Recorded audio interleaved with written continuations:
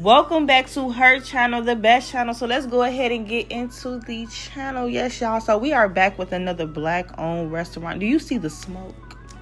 I know you see the smoke. And look at the plate. She got white sauce and gravy on that fish. Yes, this is Aunt Biles, location Katy, Texas. Now the address is 22603 Morden Ranch Road, Suite 220. You can't miss it.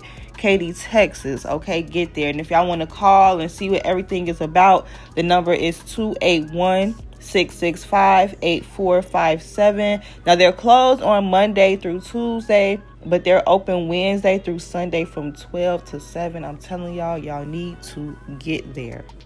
Now, my plate was the first plate that was smoking the oxtails. Very much tender. Mac and cheese pool was there.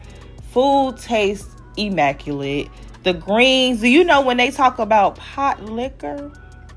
Pot liquor. Oh my God, it was so good. Look at the plate. Look at the plate.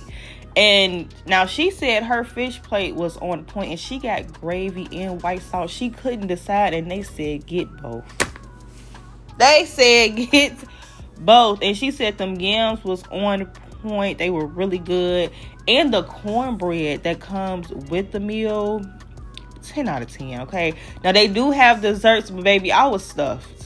I didn't need nothing else. Even when I got home, I still couldn't finish the plate. Like, that's how stuffed I was. And then they give you really good, look at the portion sizes. Yeah, that cheese pool. But look at the portion sizes. The portion sizes is on point. The meat was so good. Oh my God. I would definitely be back. Trust and believe that. And I live in the Galleria. I'm making that drive. I don't think y'all understand.